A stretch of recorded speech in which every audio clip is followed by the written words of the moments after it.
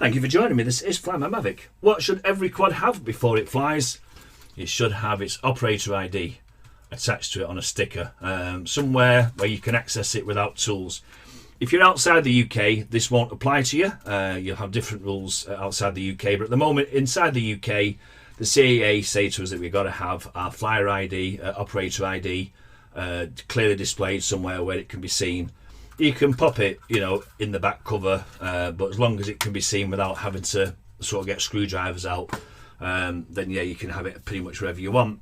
Now, if you've got a label maker, go ahead, make your own labels. I don't own a label maker, so of course my only course was to go to eBay, where I found this chap, Kelly's Heroes, 100% positive feedback, and it was £3.99 with free postage, which was really, really good. Now, obviously, you don't just get the one label.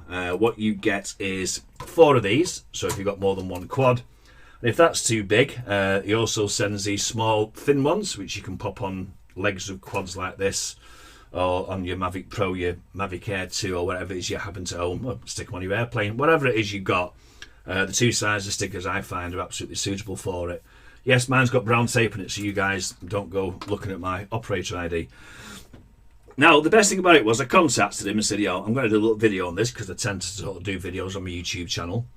And he sent me a message that says, if your followers mention your YouTube channel name when they send their operator ID, I will do them a free contact label along the lines of if found, call, or contact, etc. with your phone number, which I think was rather nice of him. So yes, if you do buy them, there's a message section when you buy it where you need to put your operator ID.